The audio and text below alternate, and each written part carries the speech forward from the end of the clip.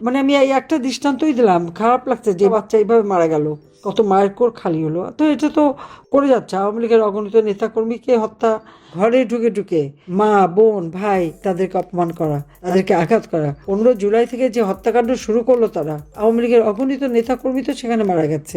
32 নম্বর যখন পড়ালো, 3টা লাশ পড়ে থাকলো 32 নম্বরে। রাজশাহী মেডিকেল কলেজে শিশু মৃত্যুবরণ করলো, কি সেখানে ভেন্টিলেশন ছিল না, সেখানে তাদের চিকিৎসা দিতে পারেনি। স্বাস্থ্য ক্ষেত্রে আমাদের যে সাফল্য, কোভিড-19-এর সময় বাংলাদেশ সারা বিশ্বে যে 5টি দেশ কোভিড মোকাবেলা এবং স্বাস্থ্যসেবা দেয় রেকর্ড করেছিল, বাংলাদেশ তার মধ্যে একটা, বাংলাদেশ তার মধ্যে অন্যতম। প্রত্যেকটা হাসপাতালকে ডিজিটালাইজ করা, সমস্ত তথ্যগুলি সঙ্গে সঙ্গে পাওয়া, সাথে সাথে ব্যবস্থা নেওয়া, কি ইকুইপমেন্টস আছে কি নাই কি ব্যাপারে সব কিছু কিন্তু আমরা ডিজিটাল সিস্টেমে করে দিয়েছিলাম অনলাইনে। স্বাস্থ্য মন্ত্রণালয়ের বিভিন্ন ডিপার্টমেন্ট এগুলি একটু নজর দিলেই সাথে সাথে জানতে পারতো এবং সমাধান করতে পারতো। আমি এই একটা দৃষ্টান্তই দিলাম, খারাপ লাগছে যে বাচ্চা এইভাবে মারা গেল, কত মায়ের কোর খালি হলো। তো এটা তো করে যাচ্ছে আওয়ামী লীগের অগণিত নেতাকর্মীকে হত্যা, ঘরে ঢুকে ঢুকে মা বোন ভাই তাদেরকে অপমান করা, তাদেরকে আঘাত করা। 15 জুলাই থেকে যে হত্যাকাণ্ড শুরু করলো তারা, আওয়ামী লীগের অগণিত নেতাকর্মী তো সেখানে মারা গেছে। 32 নম্বর যখন পড়ালো, 3টা লাশ পড়ে থাকলো 32 নম্বরে সড়কের উপর, কেউ জানতে পারেনি তারা কারা। এরকম কত লাশ বেওয়ারিশ হয়ে গেল। এই অবস্থা দেশে আজকে একটা নির্বাচন হলো 12ই ফেব্রুয়ারি, কিন্তু নির্বাচনে তো কোনো পরিবর্তন নেই। আওয়ামী লীগকে নিষিদ্ধ করা, আওয়ামী লীগকে ইলেকশন করতে দিল না কেন? তার কারণ কিন্তু অন্য। আমাদের ফ্যাসিস্ট বলা হয়, 1400 মানুষ নাকি আমি খুন করেছি। আমি চ্যালেঞ্জ দিচ্ছি, কোনো মানুষ আমি খুন করিনি, খুন করতে পারি না। যাদের জন্য দিন রাত পরিশ্রম করে কাজ করেছি, উন্নতি করেছি, তাদের কারণ আমি খুন করতে যাব? আর খুন করলে তো আমি থেকেই যেতে পারতাম। কিন্তু এই হত্যাকাণ্ড তো শুরু করেছে সেই 15ই জুলাই 2024 সাল থেকে ইউনূসের নেতৃত্বে এবং তার মেটিকুলাস ডিজাইনের অংশ হিসেবে, এবং সেটা এখনো চলছে। 12ই ফেব্রুয়ারি ইলেকশন হলেও কোনো পরিবর্তন নাই, যেন একই অবস্থা, শুধু একটা ব্যক্তির পরিবর্তন, আর কিছু না। আমরা আর কোনো পরিবর্তন কিন্তু দেখতে পাচ্ছি না, শুধু একটা ব্যক্তির পরিবর্তন। আর লুটপাট চাঁদাবাজি এইগুলি চলে যাচ্ছে, পয়সা বানানো সেটাই যাচ্ছে। আর মানুষের জীবনে শান্তিও দিতে পারেনি, নিরাপত্তাও দিতে পারেনি। অর্থনৈতিকভাবে তো যে দুরবস্থা মানুষের, আজকে মানুষের ঘরে খাবার নাই, মানুষের দুরবস্থা চরম। আমাদের স্বাধীনতা সার্বভৌমত্ব রক্ষা করতে হবে, মানুষের এই দুঃখ দুর্দশা দূর করতে হবে। আমাদের অগণিত আওয়ামী লীগ নেতাকর্মীকে গ্রেপ্তার করে তাদের উপর নির্যাতন চলছে। শুধু তাই না, আমাদের প্রায় 150-র মতো আওয়ামী লীগের নেতাকর্মী কারাগারে মৃত্যুবরণ করেছে। তাদের উপরে এত অত্যাচার, এত নির্যাতন করা হতো যে এই নির্যাতনের কারণেই তাদেরকে হত্যা, রীতিমতো হত্যা করা, মুমূর্ষু অবস্থায় হাতে হ্যান্ডকাপ পরা, হাসপাতালে নিয়ে এসে তারা মারা যায়। তাদের চিকিৎসা পর্যন্ত করতে দেয়নি, শীতে কাপড় দেয়নি, ঠিকমতো খাবার দেয় না, সেলের ভিতরে দিনের পর দিন রেখে দেয়। মেয়েদের, আমাদের যুব মহিলা লীগ এবং মহিলা আওয়ামী লীগের মেয়েদের যে গ্রেপ্তার করেছে, তাদের উপর পর্যন্ত অকথ্য অত্যাচার নির্যাতন চালাচ্ছে। এক জেলায়, যে নিজের জেলায় যখন গ্রেপ্তার হয়, অন্য জায়গায় পাঠিয়ে দেয়, আত্মীয় পরিবার পর্যন্ত দেখতেও পারে না।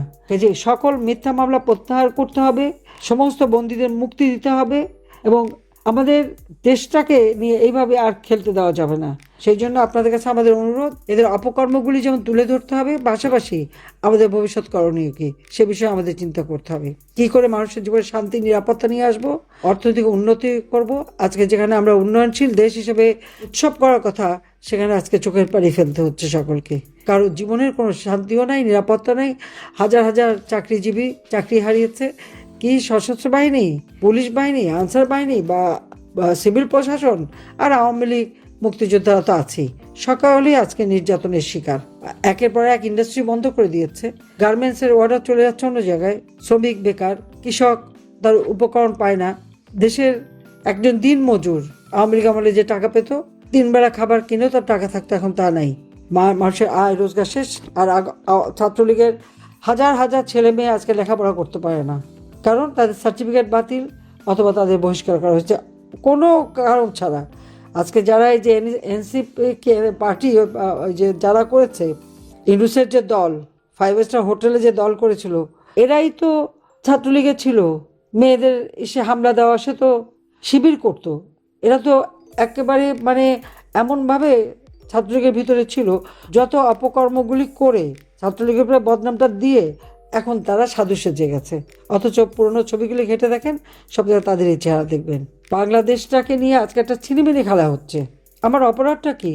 1400 মানুষ হত্যা করেছি, প্রমাণ করুক। জাতিসংঘকে আমি বারবার আহ্বান করছি, আমি চ্যালেঞ্জ দিচ্ছি, তারা আবার তদন্ত করে দেখুক কোথায় সেই 1400 লোক আমরা হত্যা করলাম।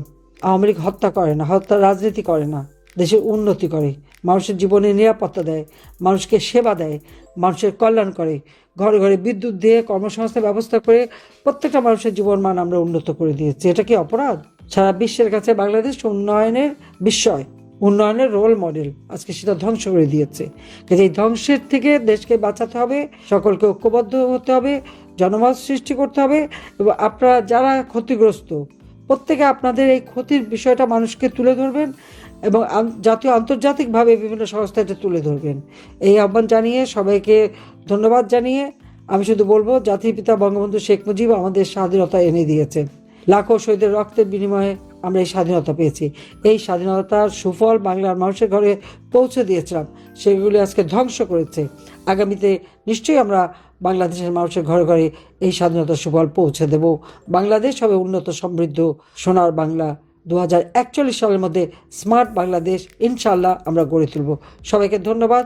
জয় বাংলা, জয় বঙ্গবন্ধু। বাংলাদেশ চিরজীবী হোক।